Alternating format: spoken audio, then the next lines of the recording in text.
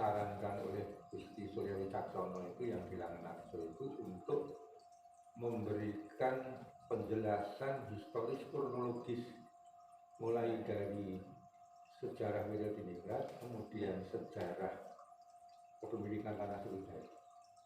Karena Keraton Surakarta dulu sebelumnya sempat membuat versi sendiri yang membuat heboh di masyarakat bahwa Sriwijaya Kebonrojo itu kagungannya PB10. Jadi bukan punyanya Wiradiningrat. Jadi orang-orang kebon Wirya itu enggak ada. Nah, kemudian saya terpaksa bicara di situ bahwa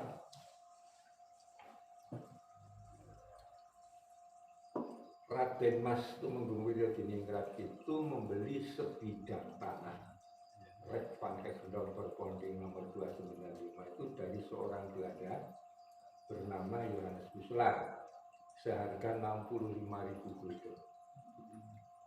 Nah, jual beli mana dilaksanakan di depan notaris Surakarta bernama Peter Jacob Kusirle dengan akta nomor 10 tanggal 13 bulan Juli tahun 1877 yang kemudian langsung disahkan dan dikukuhkan ke dalam Gretlik Authentic Akte atau Akte Residen Bank Surakarta nomor 59 tanggal 5 bulan Desember pada tahun yang sama. Nah, kemudian tanah itu terletak di desa Kadipolo. Jadi berdasarkan turunan Petaminut Blat 10 Kelurahan Sriwijaya yang dikeluarkan oleh Kepala Kantor Pendaftaran dan Pengawasan Pendaftaran Tanah Surakarta, luasan tanah itu kurang lebih 99,889 meter persegi dengan uraian batasan-batasannya sebagai berikut. Jadi sebelah timur itu Jalan Museum, sebelah barat Jalan Bayangkara, sebelah utara Jalan Brigjen Slamet Riyadi, sebelah selatan itu Jalan Kebangkitan Nasional. Nah, pada saat itu satu-satunya bangunan gedung yang berdiri di atas tanah itu lazim disebut Loji Kadipolo, yaitu rumahnya Yohanes Guslar. Nah, itu setelah dibeli oleh Raden Mas Tumenggung Wiradiningrat, kemudian dijadikan pesantren, tempat bercengkerama beliau dengan seluruh keluarganya.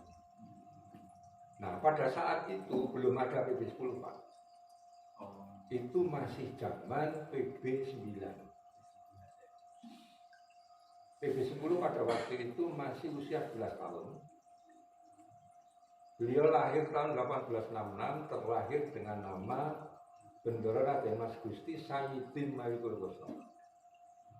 Diangkat menjadi raja di Surakarta itu baru tahun 1893. Wafat tahun 1939.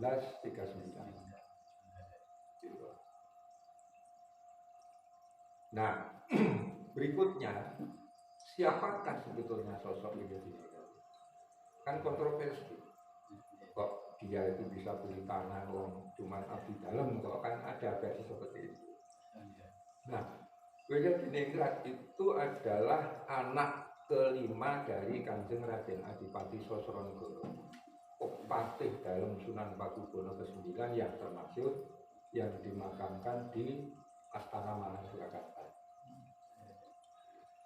Jadi pada masa pemerintahan Sunan Pakubono ke-9 di Keraton Surakarta, Wiradiningrat itu memangku jabatan rangkap atau dwi fungsi. Yang pertama itu sebagai Ondermayor atau Patih Jero. Nah, kalau sekarang disebut sebagai Pangageng Parentah Keraton Surakarta. Kemudian yang kedua sebagai Bupati Pangrango. Bupati Pangrango itu adalah bupati yang bertugas mengurus dan menguasai seluruh tanah-tanah yang menjadi wewenang Keraton Surakarta Hadiningrat. Nah, selain daripada itu, Wiradiningrat itu mempunyai hak forum privilegiatum atau hak-hak istimewa yang disamakan dengan orang-orang Eropa waktu itu, mengingat beliau adalah putra seorang Rijkswestur van Surakarta, ateh gitu. Nah, sehingga tidak aneh dan tidak mustahil apabila beliau ini dengan mudah dapat membeli dan memiliki tanah Eigendom Berponding.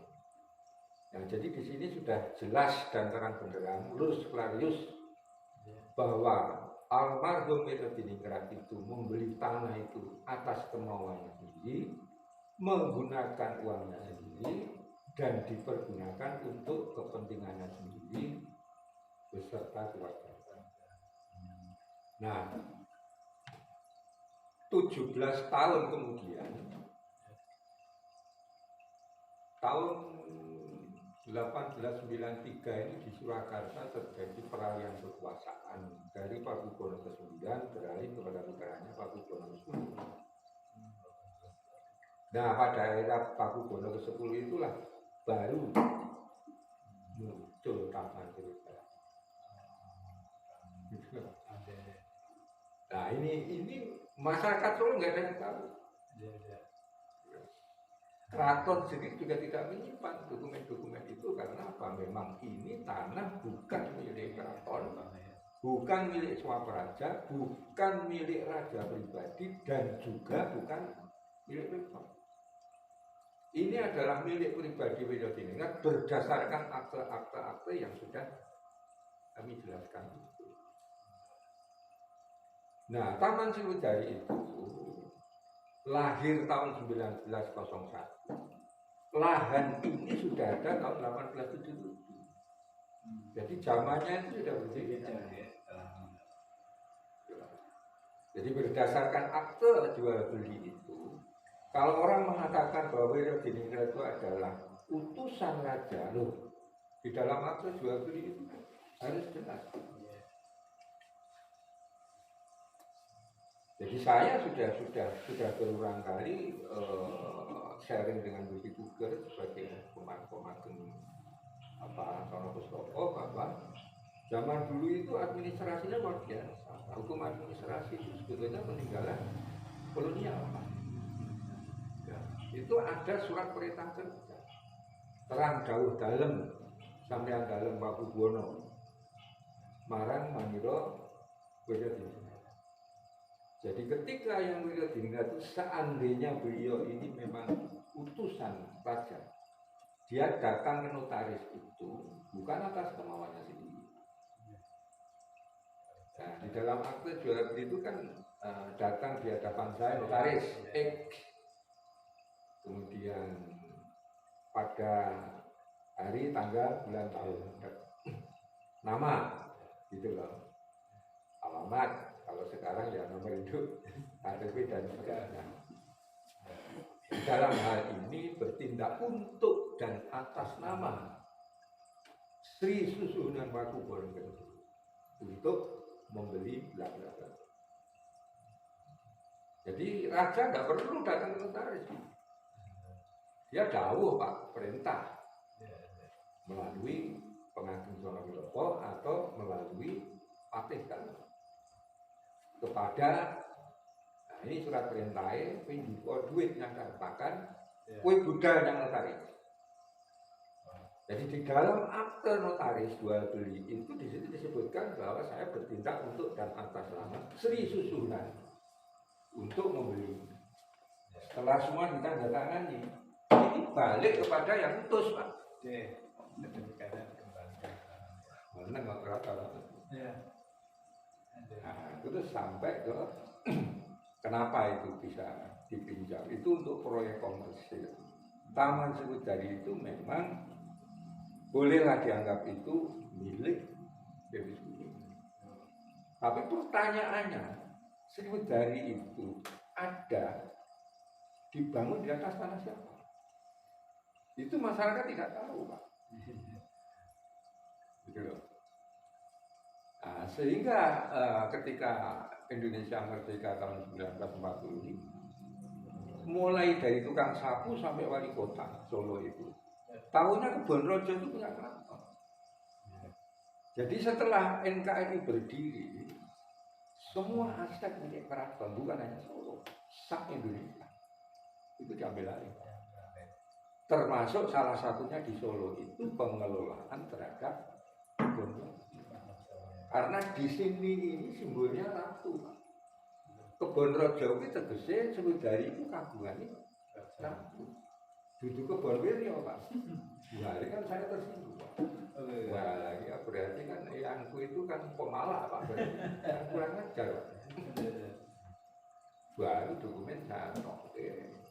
Wah, itu Pak, itu justru saat-saat yang terberat. Dari situlah saya pertama kali ketemu Mas Jos. Itu kalau Mas Angga besok itu. Wah, itu yang masa panjang itu, Pak. Itu berjuang tanpa akhir. Kita sudah memberikan surat pemberitahuan peringatan kepada wali kota pertama tahun 46 itu sudah ada wali kota pertama di Solo itu Dr. Andi Samsudisa, bahwa tanah ini bukan tanah milik keraton, milik raja atau swasta, nggak bisa diambil alih pada negara apa itu kuasai negara, Pak. Ini bukan tanah negara bebas, Pak. Pemiliknya itu ada berdasarkan akta-akta. Jelas, Pak. Tapi wali kota juga ewangnya, Pak. Terus piye? Aku jabat iki tanah iki. Dan aku tak kayak terus aku kapasitasku kok piye tanahnya. Tapi yang diwaris juga, kalau memang ini dibutuhkan oleh pemerintah, ahli waris juga tidak masalah. Tapi ya ganti. Nah itu tertulis wonten sedaya, Pak. Ini yang membuat ketika akhirnya kita menggugat, dasar kita ini sangat kuat. Bukti-bukti kepemilikan ada, surat menyurat ada. Surat menyurat itu adalah salah satu upaya untuk mencegah adanya daluarsa. Mulai dari pertama dikuasai dikelola keraton, gitu. Begitu keraton sudah tidak berkuasa, diambil oleh pemerintah NKRI. Wah, kita sayang kok. Wah, ini lepas dari mulut singa, masuk mulut buaya. Nah, itulah masalah Sriwidari itu mulai dari tahun 37 sampai eranya tahun 45 pemerintah. Nah, ini seluruh sama saya 30 tahun, Pak. Tapi ini kan 53 tahun itu terhitung sejak ahli waris mendaftarkan gugatan perdata ke Pengadilan Negeri Surakarta. Nah, Pemkot pada waktu itu nggak punya alasan apa-apa, Pak. Soalnya pemerintah NKRI cara-cara wong nganggo cawet karo iki tok ora ndek apa-apa. Ngeklaim semuanya, Pak. Bukan hanya Solo, Jogja, Cirebon, semua Aceh semua. Sampai keraton itu tidak punya pemasukan apa. Wah, aset-aset strategis itu semua diambil alih. Nah, kalau kita nggak mau tahu, yang penting berdasarkan ini kita ya. Juga menang di Pengadilan Negeri. Pemkot tadi kita kalah, kita kasasi menang, tapi putusannya tidak bersifat menghukum, ya hanya mengakui, menyatakan hukumnya bahwa almarhum Wiladiningrat berhak atas perselisihan sengketa HTP 22 X tanah Gendong Ponding 295 yang merupakan harta peninggalan yang belum dibagi. Jelas kan? Ini bukan berasal dari tanah negara, tanah Gendong. Dan ini dengan adanya putusan itu artinya apa? Negara sudah ikut hadir memberikan kepastian hukum. Bawahnya dalam milik itu. Wes soal ini tidak belum bisa dieksekusi, tidak ada masalah. Tapi kepemilikan ini sudah diakui. Nah, Pemkot baru membayar ganti rugi sewa sejak gugatan didaftarkan sampai keluar putusan MK ini Pemkot harus membayar ganti rugi. Ganti rugi sewa sudah dibiarkan, tapi gugatan pengosongan tidak dapat diterima, bukan ditolak. Nah, semangat putusan Mahkamah Agung itu sebetulnya ganti rugi pelepasan haknya itu sebaiknya di luar pengadilan. Monggo silakan antara ahli waris dengan itu semangat putusannya seperti itu. Nah, dengan dibayarnya ganti rugi sewa itu merupakan bukti pengakuan bahwa Pemkot itu menyewa, Pak. Lah gue orang dia apa-apa, cawet tok aduh. Tapi karena itu zaman Pak Harto dan Pak Harto sendiri ternyata juga bucin itu. Nah, setelah itu ahli waris bingung lah, ini terus kapan ini ganti rugi pelepasannya? Nah, tiba-tiba diam-diam Pemkot sudah menerbitkan sertifikat tak pakai. Nah, ini karena saya ini sejak awal saya terlibat mengikuti, sehingga arsip itu saya sudah nggak butuh Pak, karena sudah di tidak malah saja biasa. Nah, sampai putusan perdata inkrah pertama, putusan tata usaha negara tak gugat di PT-UN dan dikabulkan. Artinya apa? Putusan administrasi negara sudah mengabulkan gugatan pihak ahli waris untuk seluruhnya, membatalkan dan mencabut putusan itu. Nah, pertanyaannya setelah ini dicabut, sebetulnya kita bisa mengajukan permohonan sertifikat baru. Kita punya hak prioritas, Pak. Karena apa? Pemilih awal itu kan kita sudah diakui. Jadi belakangan kan. Nah, kalau negara itu ingin tetap menguasai ini harus kembali kepada tanah negara. Negara harus membayar ganti rugi. Baru itu kemudian tercatat sebagai aset negara. Nah, enggak. Begitu ini dibatalkan, ya Jokowi bingung Pak. Waktu itu dengan saya, itu pun Pak. Jenengan memang yang menang, tapi ini kan urusan administrasi, bukan perdata. Kalau kepemilikan lahan ini kan wilayahnya perdata. Nah, berarti kita kan kembali ke hukum perdata. Nah, perdatanya itu hanya diakui kepemilikannya, tapi tidak ada amar putusan yang bersifat menghukum. Nah, terus solusinya bagaimana? Akhirnya digugat untuk yang ketiga kali, gugatan pengosongan dan perbuatan melawan hukum.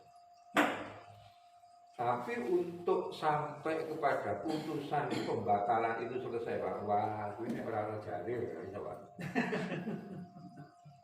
Ada jari, ada seno, gitu loh. Nah, gugatan yang ketiga ini baru masuk apa? Baru masuk. Gugatan ketiga selesai, tapi karena ahli waris tidak segera melakukan action eksekusi. Nah, ini ada gugatan apa-apa ini. Ini yang bagi Pemkot itu untuk alat membawa istilahnya, membuat opini ya. Membentuk opini supaya pendana juga mundur lagi. Ini sebetulnya itu saja. Jadi sudah ada sekitar 6 atau 7 pengacara Solo itu yang masih gagal paham memahami putusan ini. Kemarin saya dari pengadilan negeri untuk ngambil saringan putusan ini kan ketemu dengan pengelola pos Bakum. Itu kebetulan juga tetangga saya, pengacara junior. Duh, Bakum ini diskusi apa? Sampai muncul putusan seperti itu, gini. Pun mungkin anak bergaul lah saya gitu. Jelas ke kalau awal menang. Nah itu terus kemudian bangun masjid, menerbitkan sertifikat baru. Kalau itu sebagai bukti baru, harusnya sertifikat itu harus sudah ada sebelum sengketa. Nah kalau ini tanah sengketa diterbitkan sertifikat lagi, digugat lagi, dibatalkan, diterbitkan lagi ya, nanti kiamat kubro Pak. Jadi ini tata hukum Pak berdasarkan sertifikat sehingga itu batal demi hukum. Tidak perlu digugat pembatalan. Karena aturannya itu ada. Aku yang dua bukunya. Jadi ini cukup kita mengajukan permohonan pembatalan, bisa ke Kakata, bisa ke Kakanwil, atau bisa ke Menteri. Nah, sertifikat HPK sebelumnya ini kan juga sudah dibatalkan, tapi melalui putusan pengadilan. Tapi karena ini apa? Ini antara data fisik dan data yuridis ini sudah tidak klop. Itu bisa Pak. Cukup menteri, putusan menteri, atau dari menteri itu memerintahkan Dewan Kanwil, karena ini 10 hektar Pak, itu menteri.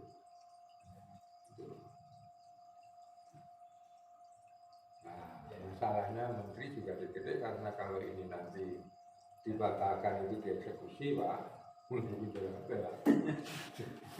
jadi kode D-Trup tapi ya D-Trup ya, ini kita eksekusi batal orang masalah Pak, orang masalah.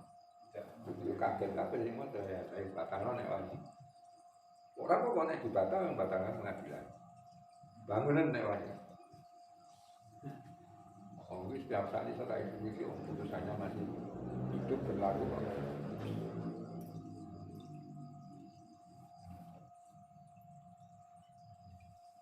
Sebenarnya sebetulnya nek diringkes ya kita sudah sangat-sangat paham.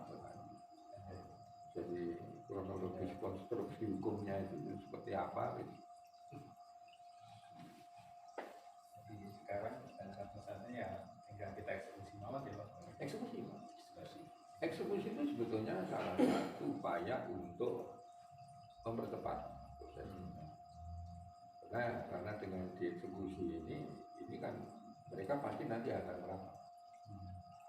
Nah, cuman masalahnya kenapa mereka selama ini diam saja, kon belum duit. Oleh 100 miliar mungkin sudah ini Pak. Apa nawak ini 5 T Pak. Saya itu bocorkan. Senin 25 kilo kan tidak tahu. Kalau kedua kita nggak menyampaikan lagi. Nggak menyampaikan. Ya, tidak Kita hanya untuk biaya. Ya, eksekusi aja. eksekusi itu banyak Pak.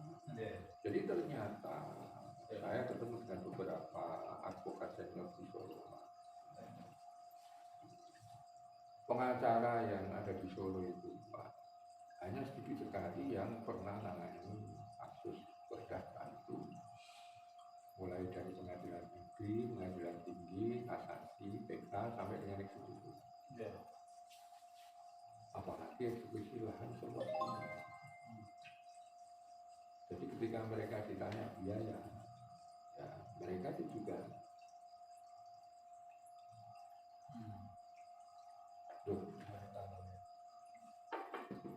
kan proses birokrasi hukum itu kan mulai dari pengadilan negeri, terus naik pengadilan tinggi, naik kasasi, PK. Ini setiap mau ada putusan, bukan katanya. Dan jangan harap kamu dikasih kwitansi Pak. Ini kenapa?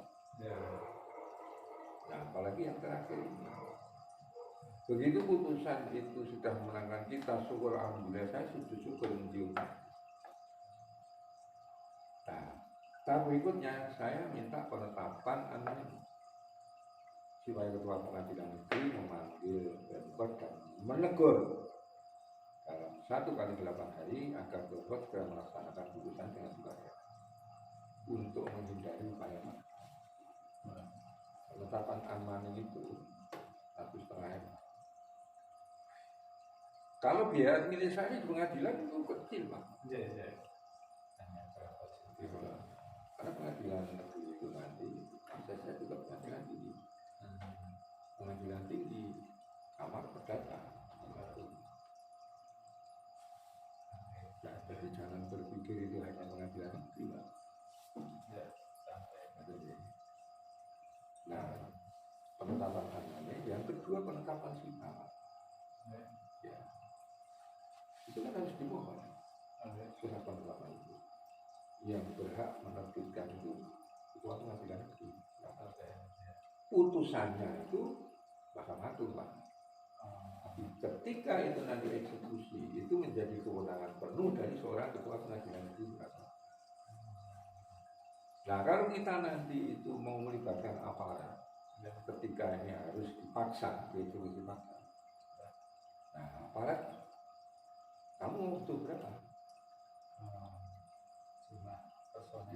Amar putusan itu menghukum kepada para tergugat dan atau siapapun yang mengaku berhak daripadanya agar segera menyerahkan tanah dari seluas sekian dengan urian batasan-batasan ini beserta seluruh bangunan dan benda yang tertancap di atasnya itu di dalam ahli waris bila mana perlu dengan bantuan alat negara. Jadi di sini bukan kalau perlu dengan bantuan polisi, Pak. Polisi beliau kayak siapa kok. Tapi alat negara itu bisa polisi, bisa tentara. Alat negara, Pak. Dan ini perintah undang-undang. Nah, polisi ini ada yang bagian lapangan, ada korlapnya, Pak. Ada kasatnya, ada wakil ada Kapolres. Nah, nanti Kapolres ini nanti kalau memang kita kurang kita tembusannya ke Polda. Udah ya itu Pak. Ya, udah bagus. Ya,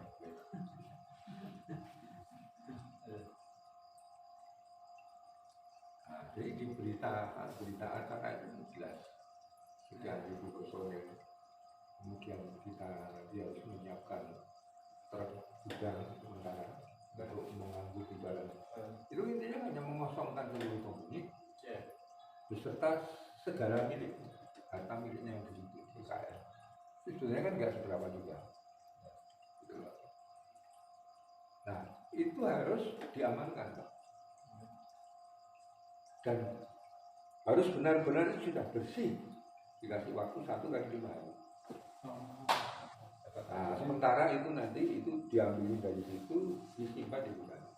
Itu kan juga bisa ada truk. Kemudian ada tenaga di luar polisi. Kalau itu kan hanya pengamanan, polisi, tentara, macam untuk mengantisipasi.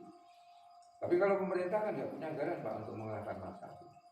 Itu pelanggaran hukum, Pak, nggak bisa itu. Nah, nanti didata lagi itu kan punyanya PKI itu. Nah, setelah itu saya tentang benar-benar bersih semuanya, baru Pengadilan Negeri melalui Panitra dan Jurusita minta kepada Ketua Pengadilan Negeri menerbitkan surat berita acara sita eksekusi pemotongan.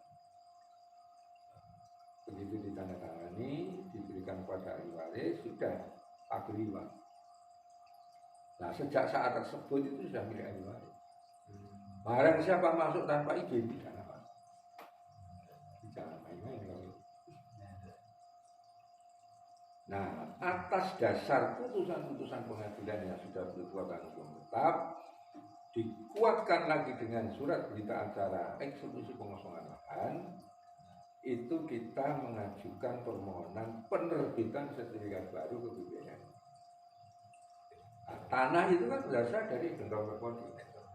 Undang-Undang Nomor 5 Tahun 1960 Pasal 1 Ayat 1. Konversinya harus kami milih. Karena ini milik bumi, Pak. Ini miliknya Tingrat, bukan Kang Dingsing, Pak. Nah, hak prioritas untuk bisa mendapatkan hak milik itu hanya ahli waris. Tapi kalau ini nanti itu diambil alih oleh swasta, itu hak prioritas. Tapi HGB yang terbit di atas tanah negara, HGB murni berlaku 30 tahun. Nah, sejak saat itu sudah gugur ahli waris. Karena pihak yang masuk ini swasta dengan bendera PT, Pak. Itu HGB. Jadi kalau nanti 30 tahun itu kebetulan proyeknya itu tidak jalan dan tanah itu mau dibutuhkan pemerintah, ya itu kembali ke pemerintah. Tapi tidak diinginkan kan gitu. Nah kecuali ahli waris saya tidak akan menjual, harta kerjasama gitu. Nah itu bisa diterbitkan HGB di atas tanah itu. Kalau proyeknya itu ternyata tidak jalan, ya, ketika sudah habis masa berlakunya perusahaan itu, ya sudah tidak boleh diperpanjang lagi.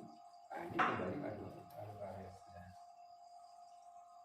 Saya sudah sampai ke situ.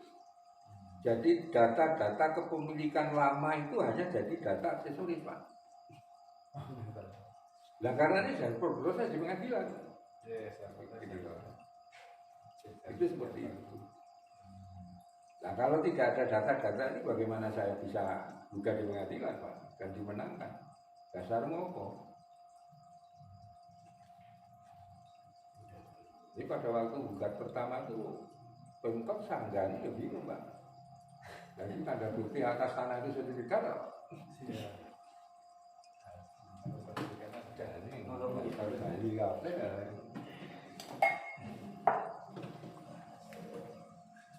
Jum, monggo Mas.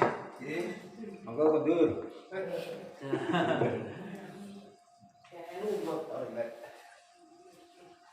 Jadi siram. Monggo. Istirahat dulu.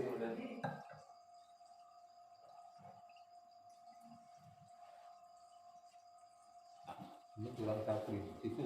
Oh, oke, silakan.